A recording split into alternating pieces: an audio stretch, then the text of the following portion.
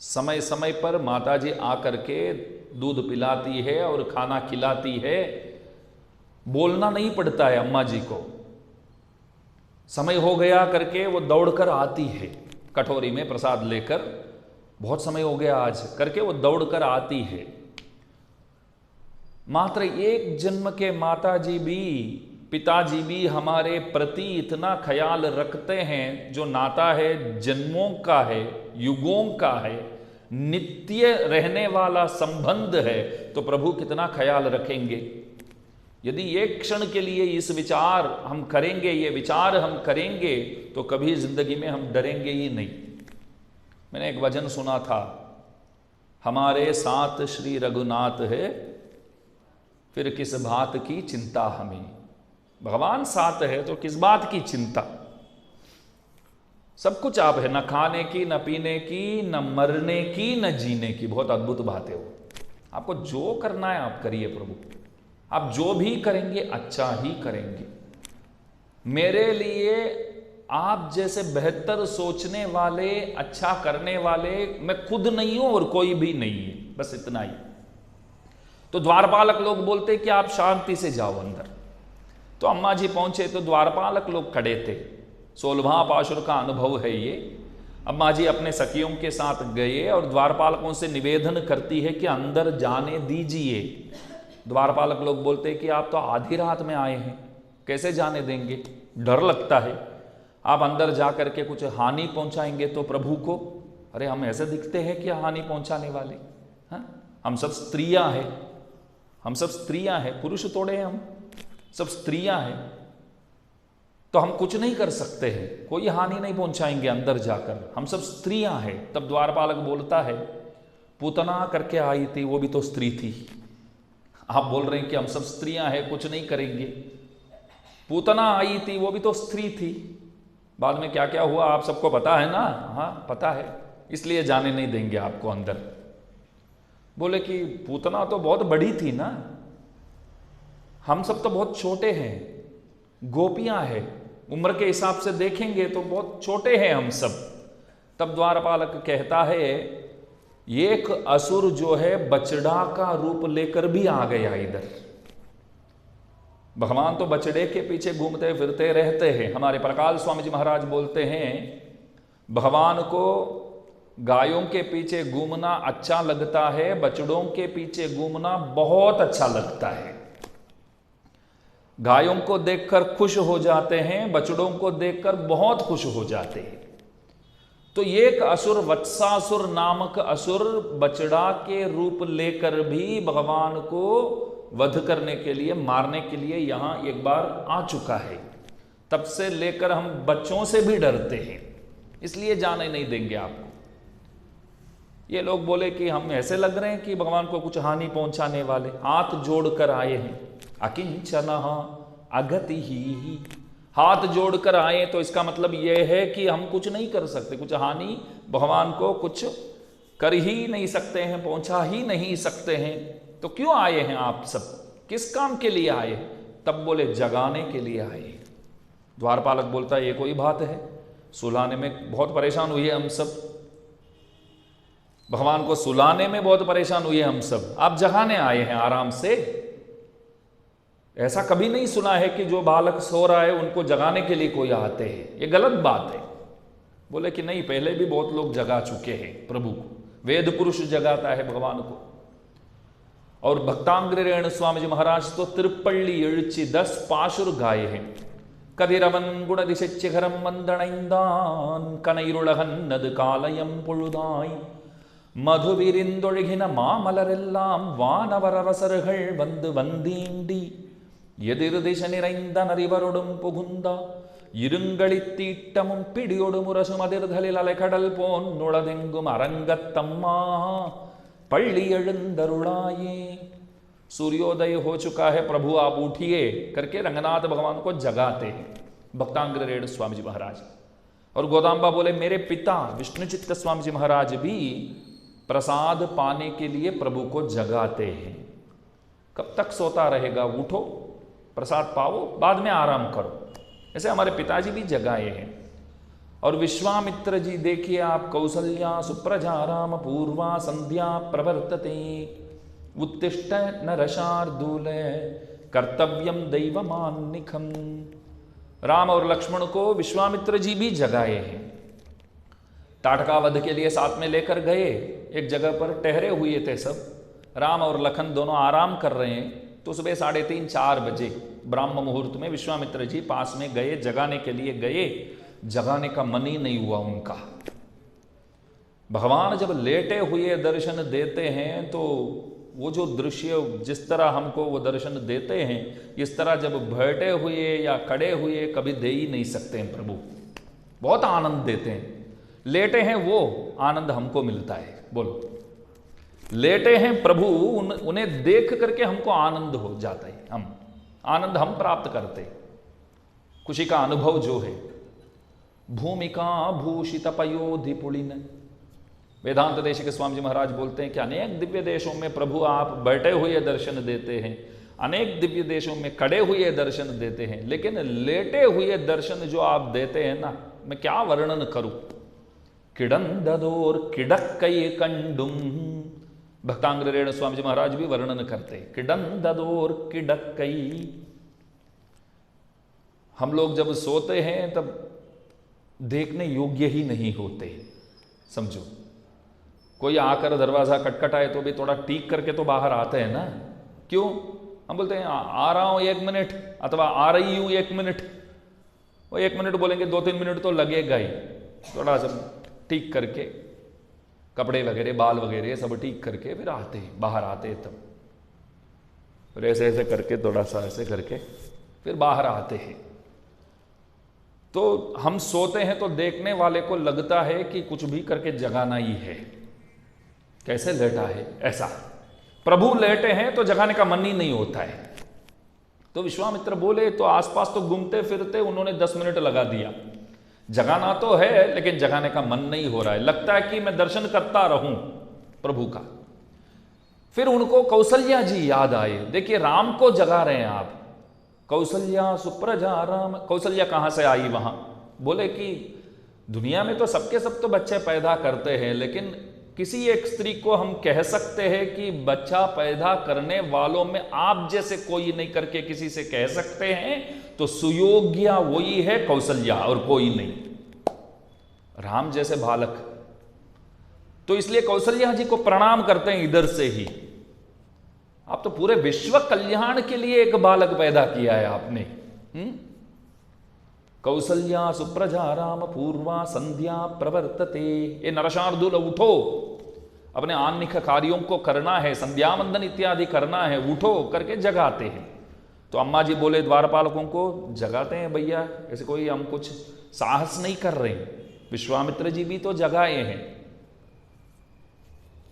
बोले कि फिर भी शक है आप लोगों पर, जाने तो देंगे लेकिन लगता है कि अंदर आप लोगों को भेजने के बाद कुछ गड़बड़ हो जाए तो क्या करें। तू यो माई वंदो, हम सब बहुत शुद्धा है, हमारे दिल में भी कोई दोष नहीं है और हमारे हाथ में भी कोई हथियार नहीं है, कुछ भी नहीं है, कोई आयुध लेकर तो हम नहीं आए हैं। तू यो माई वंदो तू ही लड़ा पाड़ुवान। अरे प्रभु कल ही बोले, जब कल मिले हमको, कल ही बोले कि कल सुबह आप सब आ जाना, आप लोग जो मांगेंगे वो मैं दे दूंगा। कल ही बोले। लेकिन एक बात है, कल जब हमसे मिले तो वो नीचे बैठकर हमारे पांव दबाते हुए बोले। बहुत सुंदर व्याख्यान है। कल प्रभु जब हमसे गोपियों से मिले तो प्रभु ने क्या किया, हम ऊपर कुर्सी में बैठे थे, भगवान नीचे बैठ गए और हमारे पांव दबाते हुए बोले कि कल सुबह आप सब जरूर आना, आप जो भी मांगेंगे मैं करूंगा। कल वो पांव दबाते थे और बोले कल आना अवश्य, मैं आपको जो चाहिए वो दे दूंगा। वो कल तो बहुत बढ़िया दिन निकला। आज देखो प्रभु तो अंदर लेटे हैं, कल जिन्होंने हमारे पांव दबाकर ये कहा वो अंदर लेटा है, उनसे मिलने के लिए आप लोगों के पांव हम दबा रहे हैं आज, द्वारपालकों के पांव। कल प्रभु स्वयं आकर के परमात्मा हमारे पांव दबाते थे, वो दिन कुछ अलग। आज द्वारपालकों के पांव पकड़कर हम मांग रहे हैं कि उनसे मिलना है, जाने दो। तो आज का दिन तो बहुत खराब है समझो। तो बोले जाकर के क्या करेंगे आप? प्रभु से निवेदन करेंगे। तो बोले कि सोचते हैं, थोड़ा विचार करेंगे, जाने देंगे कि नहीं करके। बोलते हैं कि नहीं, ऐसे सोचो ही मत, जाने दो हमको अंदर, हमको जाने दो। कोई लोग ऐसा भी करते हैं, मंदिर में जाते हैं, बहुत भीड़ है तो बीच में घुस जाते हैं लाइन में, समझो। तो वहाँ जो वॉचमैन का काम करता है, वहाँ जो भगवान के रक्षा के लिए खड़ा है, तो वो ऐसे जोर से चिल्लाए गए, कौन है वो? ऐसे कौन घुसता है अंदर? तो हम तो ध्यान ही नहीं देंगे उनके प्रति, जवाब ही नहीं देंगे, उस तरफ देखेंगे भी नहीं, बोलेंगे कि भैया भैया इधर ही खड़े थे, अभी 2 मिनट के लिए बाहर आए थे, अभी आए हैं। उनकी तरफ देखेंगे भी नहीं हम, ऐसा बोलेंगे कि नहीं नहीं इधर ही थे हम, पूछो इनसे, पूछो इनसे करके किसी को दिखाएंगे। वो बंदा बोलेगा कि अभी अभी आया है, कैसा बोल रहा है, देखो लाइन में कहाँ खड़ा था ये। फिर ध्यान ही नहीं देंगे उनके प्रति। तो बोलते हैं अम्मा जी कि आप है ना, सोचेंगे, विचार करेंगे, ऐसे बोलेंगे तो हमको डर लगता है कि प्रभु मिलेंगे कि नहीं। कोई भी अच्छा कार्य करने में कोई प्रवृत्त होता है, किसी से पूछता है ये करूं, तब पास में जो खड़ा है उनको ऐसा बोलना चाहिए कि अवश्य करो, अवश्य करो। यदि वो बोलेगा कि नहीं सोचना पड़ेगा, तभी ये बंदा थोड़ा ये नेगेटिव एनर्जी वो पास करता है ना।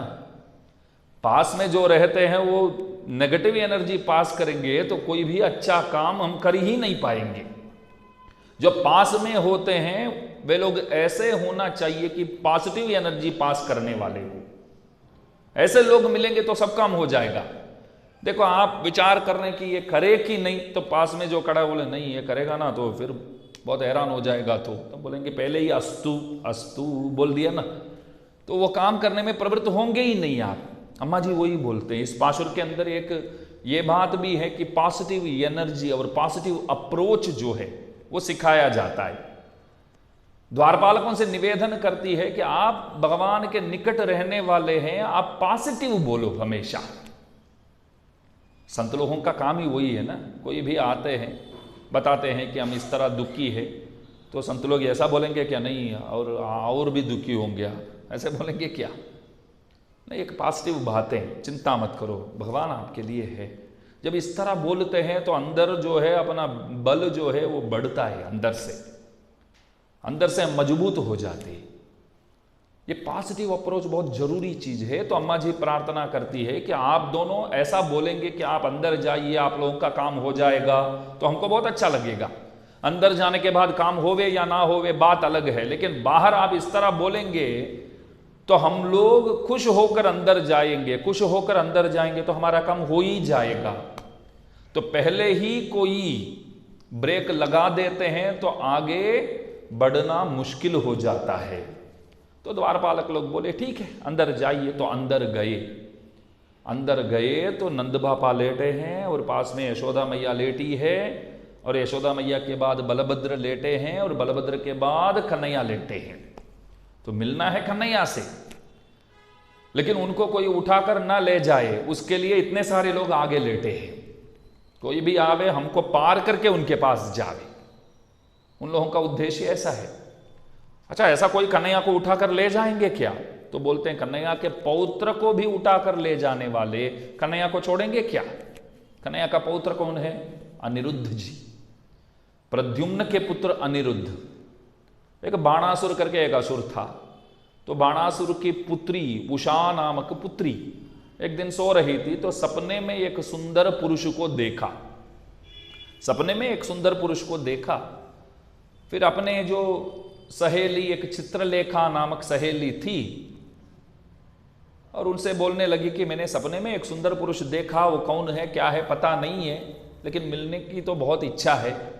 तो चित्रलेखा बहुत शक्ति युक्ता थी, वो तुरंत एक ड्राइंग आर्ट बनाने लगी।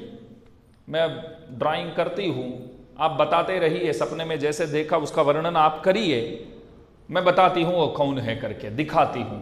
तो ड्राइंग बढ़िया से बढ़िया जैसे वो समझाती है, तो उनके आंखें इस तरह, नेत्र, नाक इस तरह और ललाट इस तरह, तो उन्होंने वैसे ड्राइंग किया। तो सपने में जिनको देखा वो अभी सामने आर्ट के रूप में तो आ गया, अभी पिक्चर के रूप में आ गया, चित्रपट के रूप में।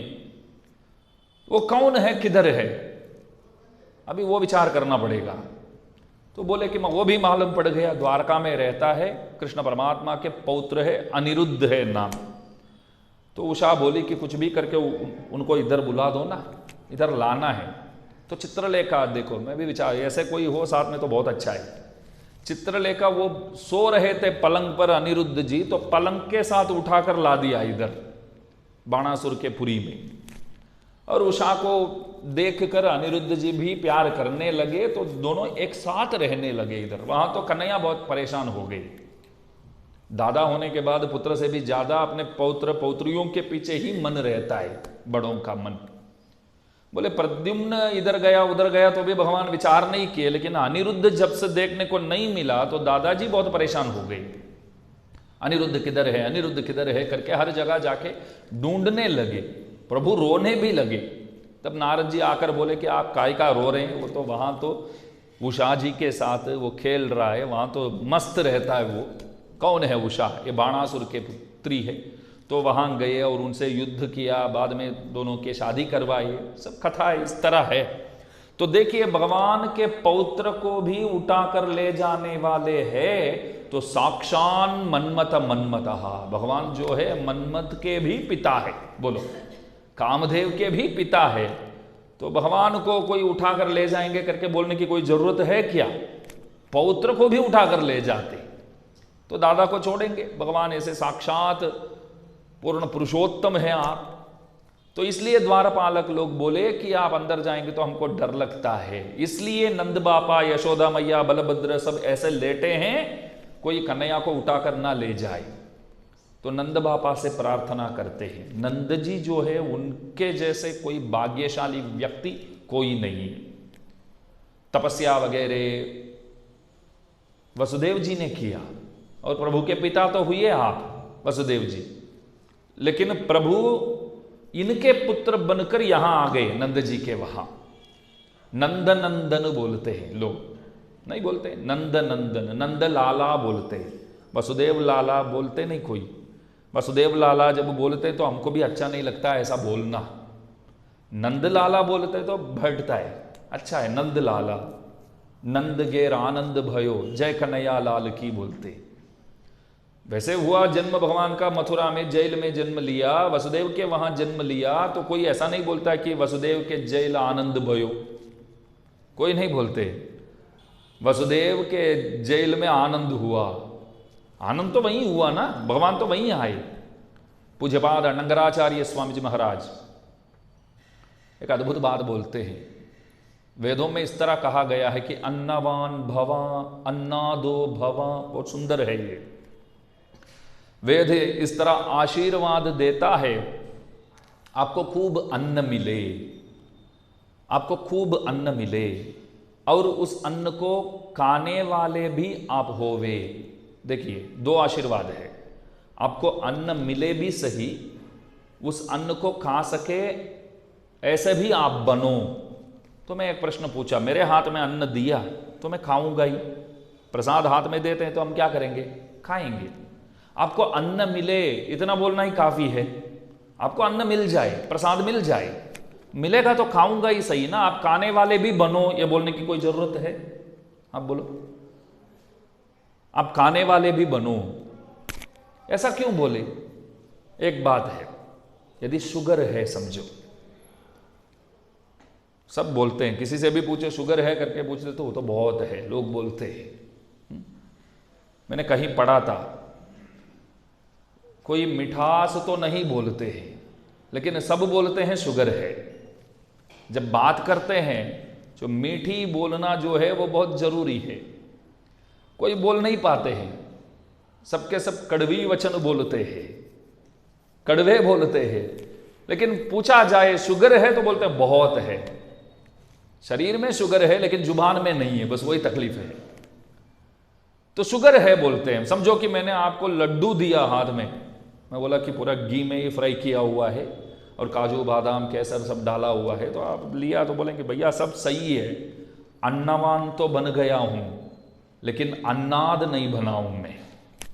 आपको अन्न मिल भी जाए और उस अन्न को खाने योग्य भी आप हो जाए। मैंने बोला ना, अन्न तो मिल गया लेकिन शुगर की वजह से खा नहीं पा रहे हैं आप, तो अन्न जिनको भी मिलता है वो अन्न को पाने वाला ही है, ऐसा नहीं बोल सकते हम। अन्न मिल सकता है लेकिन पाने वाला और कोई होगा। आप बोलेंगे कि मैं घर पे ले जाता हूं, पौत्र को देंगे, पौत्री को देंगे, पुत्र को देंगे, तो अन्नवान तो आप हुए। देखिए आपका पौत्र तो इधर आया भी नहीं है, घर पे बैठा होगा, तो प्रसाद इधर मिला है तो आप ले जाते हैं, वो बोला दादाजी प्रसाद लाए हैं करके वो खाता है। तो वसुदेव जी जो है वो अन्नवान तो हुए, यहां परमान्न जो है भगवान है, स्वीट जो है वो भगवान है। वो स्वीट वसुदेव को मिला, लेकिन पाया किसने? नंद जी ने पाया। तो अन्नवान वसुदेव हुए, अन्नादो भवा वो कौन हुए? नंद बापा हुए। तो नातस्य नंद भवने नवनीत नाट्यम, देशिक स्वामी जी महाराज गोपाल विंशति नामक स्तोत्र ग्रंथ में कहते हैं, भगवान नाचते रहते हैं नंद बापा के वहां, बोलते हैं कि मक्कन दो ना, मक्कन दो ना, मक्कन दो ना। ऐसे हमारे परांकुश स्वामी जी महाराज ये जो विराजमान है, दर्शन कीजिए, पहले जो विराजमान है ना षटकोप स्वामी जी महाराज, वो श्याम वर्ण के क्यों दिखते हैं मालूम है? श्याम वर्ण के क्यों दिखते हैं? कृष्ण के प्रति किया जाता भक्ति को एक रूप देंगे तो वो रूप ही षटकोप स्वामी जी महाराज है। भगवान के प्रति किया जाता है जो भक्ति, अधिकांश भक्ति, सर्वाधिक भक्ति, उस भक्ति को यदि रूप दिया जाए तो बस वही है। इसलिए तो श्याम वर्ण में दर्शन देते, पूरे के पूरे कृष्ण भगवान अंदर है उनके। कृष्ण तृष्णा तत्वम बोलते हैं उनको। कृष्ण के प्रति जो तृष्णा है, उस तृष्णा को यदि रूप दिया जाए तो षटकोप स्वामी जी महाराज, उनके पास कोई गए और बोले कि भगवान का अवतार क्यों हुआ, कृष्ण बन के क्यों आए, आप बताइए। स्वामी जी बोले 7 दिन बैठो, भागवत सुनाता हूं। वो जो आया बंदा बोला कि 7 दिन तो मेरे पास समय नहीं है, आज आया हूं, बोल दो। तो 1 आध घंटा बैठो, सुनाते। नहीं, इतना भी समय नहीं, एक पल समय है मेरे पास, आप बताइए। स्वामी जी बोले बस 2 ही कारण है भगवान का अवतार क्यों हुआ, अभी बताता हूं। ஒன்று पिन्नैक्काக मत्तொன்று वेण्णैक्काக, वेण्णै पिन्नै, ये याद रखना। बोले हम तमिल में मक्खन को वेण्णै बोलते हैं। क्या बोलते हैं? वेण्णै। कन्नड़ में भी वेण्णै बोलते हैं क्या? वेण्णै बोलते हैं। तो तमिल में वेण्णै बोलते हैं मक्खन को। और पिन्नै, नप्पिन्नै जो नीला देवी के एक अंश है, कृष्णावतार में भगवान के पट्ट महिषी मानी गई है। समझो, मैं एक बात बोलूंगा अभी, यदि राम से मिलना है तो सीता मैया चाहेगी तभी आप राम से मिल सकते हैं। ध्यान दीजिए, सीता मैया चाहेगी तभी आप राम से मिल सकते हैं। यदि भूमि माता राम से मिलना चाहती है, पहले सीता मैया के पास जाएगी भूमि माता और निवेदन करेगी, राम से मिलना है, कुछ बातें करनी है, तो मैया बोलेंगे ठीक है जाके मिलो, तभी वो मिल पाएगी राम से। ये ध्यान में रखिए। समझो कि श्री महालक्ष्मी को वराह भगवान से मिलना है। वराह भगवान भगवान का एक अवतार है। तो श्री महालक्ष्मी को वराह भगवान से, सीता मैया को ही, सीता मैया तो श्री महालक्ष्मी जी के ही अवतार है, तो श्री महालक्ष्मी जी को वराह भगवान से यदि मिलना है तो सीधा जाकर नहीं मिल सकते हैं, भूमि मैया के पास जाएंगे, क्योंकि उस अवतार के पट्ट महिषी कौन है? भूमि माता। उद्धृतासी वराहेण कृष्णेन शतबाहुना, वेदों में इस तरह वर्णन है। तो भूमि वराह, भूवराह बोलते हैं भगवान को। क्या बोलते हैं? भूवराह बोलते हैं। भूमि मैया को उद्धार किया प्रभु ने। तो श्री महालक्ष्मी जी चाहती है, भगवान से मिलना चाहती है तो भूमि के पास जाएगी, भूमि से निवेदन करेगी और भूमि मैया बोलेंगे कि आज शाम को 3 से 4 आ जाना, आप मिल पाएंगे। तो श्री महालक्ष्मी जी बोलती है ठीक है, तदनुसार मिलूंगी। तो भूमि मैया को राम से मिलना है तो श्री महालक्ष्मी जी के अवतार सीता मैया से अनुमति मांगनी पड़ती है। और श्री महालक्ष्मी जी को वराह भगवान से मिलना है तो भूमि मैया अनुमति देंगे, तभी प्रभु से मुलाकात होगी। अभी ध्यान दीजिए, श्रीदेवी और भूदेवी दोनों को कृष्ण कन्हैया से मिलना है, कृष्ण परमात्मा से मिलना है, सीधा जाकर नहीं मिल सकते हैं। ये नीला देवी के अवतार नप्पिन पिराटी जो बोलते हैं, ये नीला देवी के पास जाकर दोनों प्रार्थना करेंगे, हम दोनों आए हैं, रुक्मिणी और सत्यभामा कन्हैया से मिलना चाहते हैं, तो नीला देवी बोलेगी शाम को 5 से 6 आप आकर मिलकर जाओ, तभी मिल सकते हैं। एक एक अवतार में एक एक पट्टमहिषी को प्रधानता प्रभु ने इस तरह दिया है।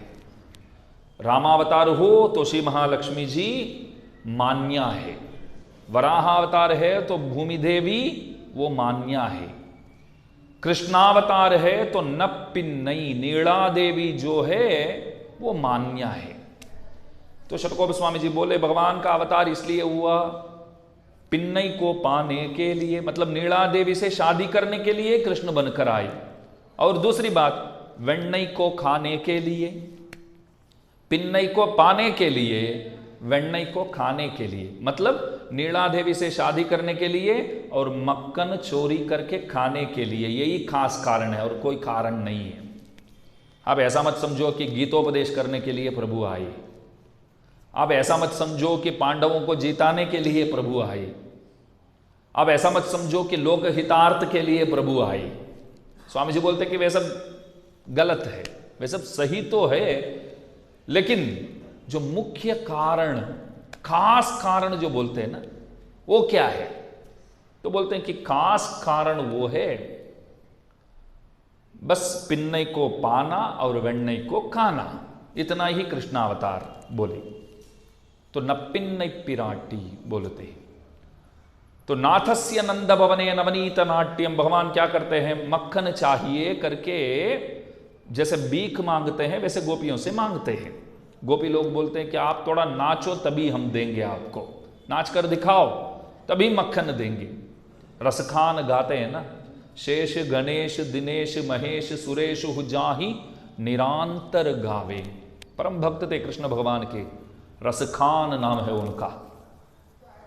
मुसलमान थे, भगवान के भक्त हुए, लेकिन बोलते हैं शेष गणेश महेश दिनेश सुरेश, कितने ईश आगे देखिए आप, सबके सब ईश, जितने भी लोग अपने आप को ईश समझते हैं सब ईश पहुंच गए भगवान के द्वार पर, वहां जाके नाचते हैं।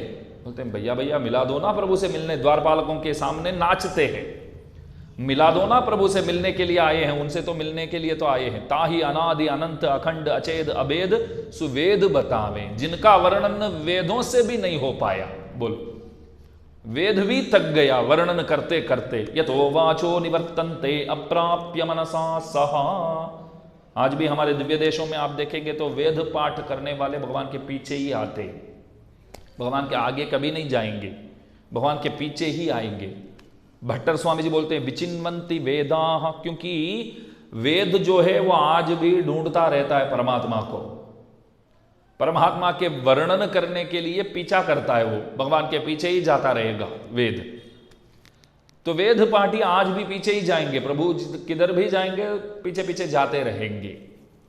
तो जिनका वर्णन वेदों से भी संभव नहीं है, समझो, उनके दर्शन के लिए ये लोग नाचते हैं ऊपर। नारद व्यास जैसे बड़े बड़े महात्मा लोग भी थक जाते हैं वर्णन करते करते। तो द्वारपालक लोग बोले आप इधर आके नाच रहे हैं तो कोई काम का नहीं है, लेकिन इधर मत नाचो। क्यों? आप जिनके दर्शन के लिए, जिनको देखने के लिए नाच रहे हैं, वे देखो नीचे एक हाथ मक्खन के लिए नाच रहा है। जिनको देखने के लिए आप इधर नाच रहे हैं, वे नीचे देखो गोपियों के सामने वो नाच रहे हैं। बोलते हैं कि एक हाथ मक्खन आज दो ना, कल नहीं आऊंगा इधर, एक हफ्ते के बाद ही आऊंगा मैं, ऐसा।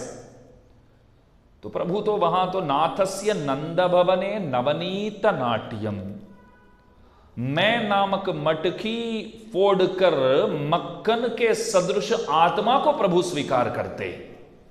हम लोग ऐसा समझते हैं कि मटकी फोड़ते हैं और मक्खन भगवान चोरी करके खाते हैं। उद्देश्य वो नहीं है, ये एक प्रतीक है, समझने योग्य बात और कुछ है। हम मैं बोलते हैं ना, अहंकार ममकार यदि दिल में है तो प्रभु कभी हमारे दिल में विराजेंगे ही नहीं। कीचड़ में कभी हंस को देखा है आप लोगों ने? कीचड़ में कभी हंस को देखने को मिलता है? नहीं। मानसरोवर जैसे जो निर्मल पानी जहां हो वहीं हंस रहते हैं, वहीं फिरते हैं। पानी निर्मल हो हंस वहीं रह पाएगा। जो भगवान परमहंस है, यदि दिल निर्मल हो, अहंकार ममकार रहित हो, तभी प्रभु वहां विराजेंगे। परमहंस वहीं फिरता है, घूमता है।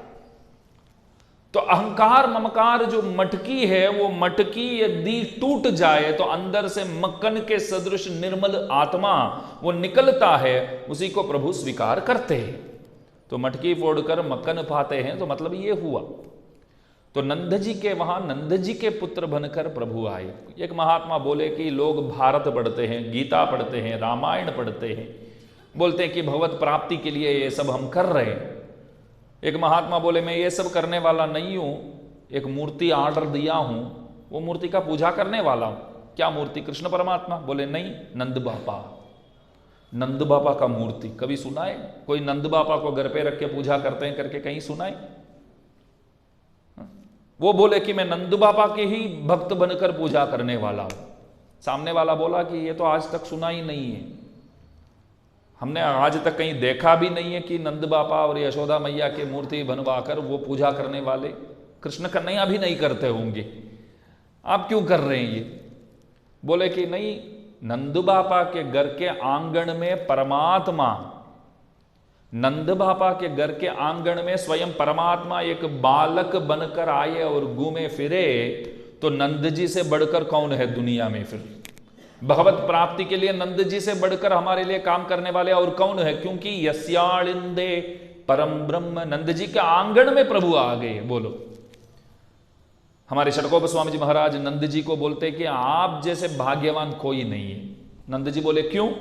अरे लॉटरी टिकट और किसी ने लिया और किसी ने, तो जाते जाते हाथ से नीचे गिर गया, समझो, जाते जाते हाथ से वो छूट गया टिकट। पीछे आप आ रहे थे, वसुदेव जी बेचारे लॉटरी उन्होंने लिया और जाते जाते हाथ से वो छूट गया नीचे। आप पीछे पीछे आए तो आपने उठाया तो नंबर देखा, फिर कोई पास में थे तो पेपर में देखो भैया नंबर आया है क्या, तो देखा तो वही नंबर था, तो बम्पर प्राइस 5 करोड़ आपको मिल गया। बोलो, टिकट किसका है? वसुदेव जी का है, लेकिन प्राइज मिला आपको यडुत्त पेरानंद गोपन, जैसे गढ़ मिला हो, समझो। षडकोप स्वामी जी बोलते जैसे गढ़ मिला हो, तो ऐसा कन्हैया आपको मिले। और कोई पूछे प्रभु को आप कौन है, तो बोलते नंद नंदन। नंद जी के कोई अपमान करे तो प्रभु कभी सह नहीं पाएंगे। एक बार नंद जी को कोई आसुर आकर के लेकर गया, वारुण लोक ऐसा कुछ है, तो वहां लेकर गए, तो वहां जाकर के पिताजी को लाए प्रभु। बोलो, तो नंद जी बोले तो प्रभु सुनते ही है, और नंद जी भी कन्हैया के पीछे उन्मत्त थे, समझो। पहले ही पाशुर में अम्मा जी बोलते हैं ना, पहले ही पाशुर में बोलते हैं, नंद जी हमेशा हाथ में एक बेला लेकर बैठ जाते हैं, एक आयुध लेकर बैठ जाते हैं। एक कीड़ा पास में आवे तो भी जैसे वाघ के साथ लड़ते हैं, वैसे उस कीड़ा के पास जाकर के जोर से जाकर और उसको मार के ही बाकी काम देखेंगे वो। हमने पूछा ये हिंसा क्यों कर रहे हैं आप? बोले कि भगवान इधर सो रहे हैं, तो वो कीड़ा इधर आकर के प्रभु को काटे तो, प्रभु परेशान हो जाए तो, नहीं आपको पाप नहीं लगेगा ये करने से। बोले कि मेरे को पाप लगने दो, प्रभु को कुछ परेशान नहीं होना चाहिए। बोलो, भगवान को कुछ परेशान नहीं होना चाहिए, मेरे को पाप होने दो, मैं नरक जाऊं तो मैं तैयार हूं। गोविंदाचार्य स्वामी जी महाराज, रामानुज स्वामी जी महाराज के प्रिय भाई, उनके मासी के पुत्र, उनके मामा के पास सेवा करते थे। मामा जी गुरु जी मानते थे मामा जी को, और वहां सेवा करते थे। तो मामा जी के लिए शैया वगैरह रात को तैयार करते थे, बिस्तर वगैरह बिछाते थे। बिछाने के बाद एक बार खुद लेट कर 5 मिनट ऐसे हाथ रख के लेट जाते थे उसमें। रामानुज स्वामी जी बोले ये कोई नहीं करेगा, गुरु के लिए शैया तैयार करके उसमें सोना जो है बहुत बड़ा पाप है, बहुत बड़ा पाप है। तो अपने भाई से पूछने लगे ऐसा क्यों करता है भैया, सेवा तो करते हो, तो आप इसमें रोज मैं 2-3 दिन से देख रहा हूं 5 मिनट आप लेट कर देखते हैं, ये अच्छा नहीं लगता ही, ये ऐसा क्यों करते हो? गोविंदाचार्य जी बोले मेरे को भी मालूम है ये पाप है, और इस पाप के लिए मेरे को घोर नरक मिलेगा, वो भी मेरे को मालूम है। अरे जानबूझकर क्यों करता है फिर? बोले कि इसलिए करता हूं कि मेरे को नरक मिल जाए तो कोई चिंता की बात नहीं है। यदि शैया ठीक नहीं हो तो उसमें कुछ तृण आदि हो, उसमें कुछ कांटे हो, उसमें कुछ कीड़े हो, तो गुरुजी सोएंगे तो परेशान हो जाएंगे ना, तो पूरी रात हैरान हो जाएंगे, वो होने नहीं दूंगा मैं। बस गुरुजी आराम से सोवे, वो मेरे लिए जरूरी है। मैं नरक में जाऊं उस बात की चिंता नहीं है मुझे। दोनों भाई कैसे मिले हमको देखिए आप, रामानुज स्वामी जी और गोविंदाचार्य जी। गोष्ठीपूर्ण स्वामी जी के पास 18 बार जाकर के मंत्रार्थ लिया, जैसे लिया ताजा ताजा आपने इच्छुक लोगों को उपदेश किया। तो गोष्ठीपूर्ण स्वामी जी आकर बोले कि मैंने तो बोला था किसी को आप उपदेश नहीं करेंगे, वचन दिया था आपने, तो वचन तोड़ दिया आपने, तो क्या मिलेगा आपको? रामानुज स्वामी जी बोले दास नरक जाएगा। फिर जानबूझकर क्यों किया ऐसा? मैं अकेले नरक जाऊं तो भी जितने भी लोग मंत्रार्थ सुने सबके सब भगवान के पास जाएंगे, ये मेरे लिए काफी है। स्वामी जी बोले उत्तमाचार्य, इसलिए तो उत्तमाचार्य बोलते। सब जानते हैं गजनी मोहम्मद 18 बार आया था हमारे देश के ऊपर आक्रमण करने, 18 बार आया। लोग बोलते हैं कि प्रयत्न करते रहो, प्रयत्न करते रहो, अपने लिए एक आइडियल पर्सन किसी को बनाना है तो गजनी मोहम्मद को देखो बोलते। गजनी मोहम्मद लूटने आया इधर, लोग बोलते हैं कि बस वो आइडियल पर्सन, अपने लिए एक इंस्पिरेशन, उनकी तरह जब तक काम नहीं होता है तब तक छोड़ो मत, लक्ष्य के पीछे भागते रहो। अरे दिखाने योग्य आइडियल पर्सन गजनी मोहम्मद नहीं है, रामानुज स्वामी जी महाराज है। 18 बार गए अपने गुरुजी के पास, एक बार नहीं, 2 बार नहीं, मंत्रार्थ सीखने के लिए, लूटने के लिए नहीं। वो जो आया था लूटने के लिए आया था, लेकिन सब उनको जानते हैं 18 बार आया था करके लोग बोलते हैं। बहुत प्रभावशाली व्यक्ति मानते हैं उनको। प्रभावशाली व्यक्ति रामानुज स्वामी जी महाराज बोले मैं नरक में जाऊं तो भी चलेगा, बाकी सब भगवान के पास जाएंगे। भैया क्या बोलते हैं, मैं नरक में जाऊं तो चलेगा, गुरुजी आराम से सोए, बस वो मेरे लिए जरूरी है। तो नंद जी ऐसे ही काम करते। तो ये पुण्य है या पाप है? ये कीड़ा आता है तो वो जाके मारते हैं, बोलते कि भगवान तो वहां लेटे हैं, भैया कीड़े तो इधर जा रहे हैं, बेचारा वो और कहीं जा रहा है, आप जाके उसको मार रहे हैं, ये सही है? तो भगवान बोले मन निमित्त कृतम पापम अपि पुण्याय कल्प्यते, मेरे लिए किया गया पाप को भी मैं पुण्य ही समझता हूं, क्योंकि मेरे लिए किया ना। जब भगवान के लिए किया जाता है वो पाप भी पुण्य ही हो जाता है। एक बात है। तो नंद जी बहुत प्रेमी है, तो नंद जी से निवेदन करते हैं ये लोग, आप अंदर जाने दीजिए। पापा आप हाँ बोलेंगे तभी प्रभु मिलेंगे। नंद जी बोले कि आप अंदर जाओ, तुरंत बोले, बहुत सुकोमल व्यक्ति है, तुरंत बोले अंदर जाओ। तो बच्चे अंदर गए, फिर अम्मा जी से बोले, यशोदा मैया से, यशोदा इलम सिंगम, पहले ही पाशुर में बोले ना, भगवान तो आपके ही पुत्र है। भगवान के सब बोलते कि नेत्र बहुत बढ़िया है, भगवान बहुत सुंदर दिखते हैं, भगवान पुंडरीकाक्ष है। कैसे पुंडरीकाक्ष हुए हमारे भगवान? आपके पुत्र है इसलिए पुंडरीकाक्ष है। आप श्री के जो सौंदर्य है वो आपके पुत्र पे भी है। आप श्री के पुत्र है इसलिए तो प्रभु भी सुंदर है। कुंभनार केल्लाम कोलुंदे कुल विड़के, यशोदा जी अंदर जाने दीजिए। तो यशोदा मैया बोली कि अंदर जाओ, अभी ध्यान दीजिए 5 मिनट। जैसे अंदर गए, अंदर जाने के बाद बलभद्र को जगाना चाहिए, बलभद्र को जगाकर प्रभु के पास जाना चाहिए ना, वही तो क्रम है।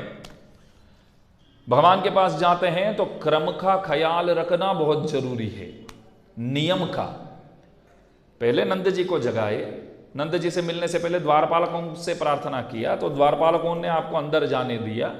फिर नंद जी से प्रार्थना किया, यशोदा मैया से प्रार्थना किया, अभी बलभद्र है तो बलभद्र के पास जाना चाहिए ना। लेकिन लड्डू जैसे भगवान के लड्डू गोपाल को पास में देख लिया तो बलभद्र को भूल गई। जैसे बच्चे, समझो कि आप आइसक्रीम घर पे ही बनाते, आइसक्रीम बना दिया और बच्चे को बोले कि 2-4 घंटे फ्रीजर में रखना पड़ता है, फ्रीजर में रखेंगे तभी वो सॉलिड बनेगा, तो कठिन हो जाएगा, तो शाम को देंगे तो आप आराम से खा सकते हैं। बनाए किसके लिए? बच्चे के लिए तो बनाए, बच्चों के लिए तो। लेकिन बच्चे क्या हो जाते हैं, जैसे देख लिया आइसक्रीम को, बोलते कि अभी अभी चाहिए हमको, तो नियम तोड़ते हैं। क्या नियम है? फ्रीजर में रखेंगे तभी खा पाएंगे, वही नियम है। तो ये लोग क्या बोलते हैं, नहीं जैसे भी होगा, आप एक ग्लास में देंगे ना तो भी पी लूंगा मैं। अरे आइसक्रीम खाना चाहिए, पीना नहीं चाहिए। अभी तो वो इतना वो नहीं हुआ है, सॉलिड नहीं हुआ है, तो अभी तरल पदार्थ है, तो देंगे तो ग्लास में पिएंगे तो मजा नहीं है। बच्चे बोलते हैं नहीं हमको अभी चाहिए, देना ही पड़ेगा। तो फिर अम्मा जी देते, जो मानता ही नहीं तो क्या करे। तो ये लोग जैसे भगवान को देखा तो नियम के अनुसार चलना चाहिए, लेकिन बलभद्र को भूल गए। जैसे बच्चे वस्तु को देख करके अपने धीरज को खो देते हैं, बोलते कि अभी अभी चाहिए करके जैसे परेशान करते हैं मां को, इसी प्रकार भगवान को देख करके इस बात को भूल गए कि बलभद्र को जगाना चाहिए, उनसे निवेदन करना चाहिए। तो सीधा भगवान के पास जाकर के जगाते हैं। भगवान नाराज हो गए, फिर बोले कि बलभद्र मेरे भैया है, भैया का अपमान हुआ है, उनसे निवेदन किए बिना मेरे पास आ गए करके भगवान अंदर चले जाते हैं। फिर इन लोगों को पता चल गया कि भगवान नाराज हो गए, हमको बलभद्र से निवेदन करना था। तो बलभद्र से निवेदन करते हैं, बलभद्र आप भी कृपया उठिए, आप कृपा करेंगे तभी भगवान मिलेंगे। मैं रामायण में एक बात बताना चाहूंगा, वैसे शाम से रामायण तो है ही, भगवान वाली वध तो किया है, लेकिन वाली को पहली बार भगवान जब देखा, वाली सुग्रीव को लड़ते हुए देखा, तब नहीं मारा वाली को, तब नहीं मारा, तब तो छोड़ दिया। सुग्रीव इतना मार खाया, फिर राम के पास आया, अगर तुमसे ये काम नहीं हो सकता है तो पहले ही बोलना था तेरे को। देखो तेरे कहने पर मैं वाली के साथ लड़ने गया, और आज उन्होंने जो मारा है ना, इतना आज तक नहीं मारा है। आप पर भरोसा रख के गया मैं वहां, लेकिन आपने धोखा दिया मेरे को। भगवान तब क्या बोले मालूम है? तूने बोला था कि वाली मेरा दुश्मन है, राम आप वाली को मार डालो, और मैंने बोला हाँ मैं कर दूंगा। लेकिन कभी तूने ये नहीं बोला कि वाली का चेहरा और मेरा चेहरा एक जैसा ही है करके, तूने बोला ही नहीं कभी। तेरे जैसे दिखता है वो मेरे को कैसे मालूम है? मैं तो तेरे को जानता हूं, वाली को तो नहीं जानता हूं। और जब आप दोनों लड़ रहे थे आपस में, मेरे को पता भी नहीं चलता था कि इसमें कौन वाली है कौन सुग्रीव है। तो एक बात ध्यान से सुन लो, वाली समझकर यदि मैं बाण प्रयोग तेरे ऊपर कर दूं तो क्या होगा फिर? तो मैं सोचा इससे अच्छा छोड़ देते हैं, अभी बाद में देखेंगे। तो प्रभु झूठ बोले वहां, प्रभु झूठ बोले। हम सब बोलते हैं कि राम बहुत अच्छे हैं, झूठ बोलते ही नहीं। हमारे कन्हैया बेचारे, उनका नाम इतना बदनाम हो गया है कि वो झूठ बोलते हैं, झूठ बोलते हैं, झूठ बोलते हैं करके सब बोलते हैं। वो कोई काम का नहीं है, झूठ बोलते हैं तो कोई हानि नहीं है। भगवान झूठ बोलते हैं तो किसी भी प्रकार की हानि नहीं है। राम एक दो ही झूठ बोले, लेकिन बहुत बढ़िया बोले। बोलो जैसे एक झूठ अभी बोले, मेरे को मालूम नहीं था इसमें वाली कौन है सुग्रीव कौन है, भगवान को नहीं मालूम है ये। चुप कर रहने वाले, चुप कर मारने वाले, बाण प्रयोग सही तरह करने वाले, वो आज भी वहां दिखाते हैं हम्पी में। इधर से प्रभु मारे, उधर दोनों लड़ रहे थे, तो हम देखते तो कुछ भी यहां से वहां कुछ भी दिखता नहीं है। बोले कि वहां दोनों बहुत दूर पे लड़ रहे थे, प्रभु इधर से मारे। आपको इधर से उधर बहुत दूर पे जैसे हम देखते तो कुछ भी दिखता ही नहीं है, वहां दो लोग लड़े थे तो आपको पता चल गया उसमें सुग्रीव कौन है, वाली कौन है। लेकिन पहले बोले कि हमको पता नहीं चला, इसलिए छोड़ दिया हमने। ये झूठ क्यों बोले? जब हम रामायण के बारे में शाम को चर्चा करेंगे तब वो बताऊंगा मैं।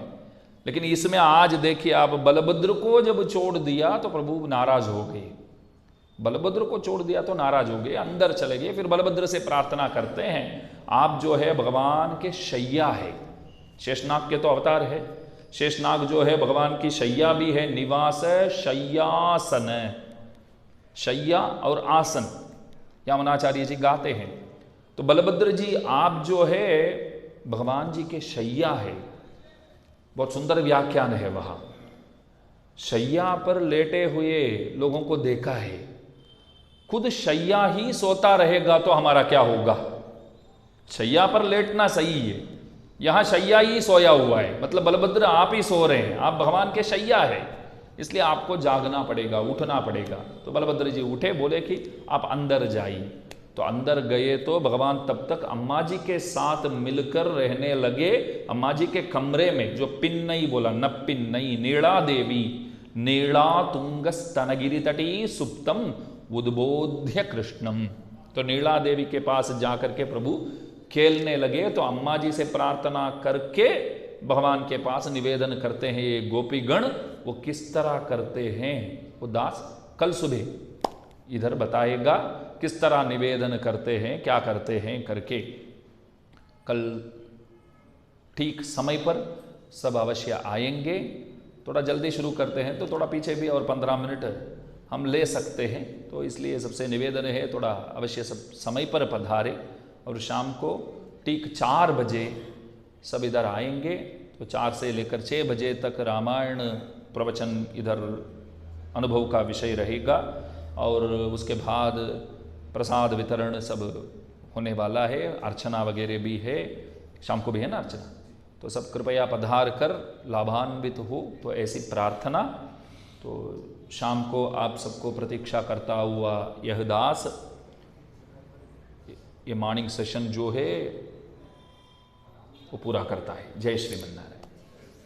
समाप्त करता है। जय श्री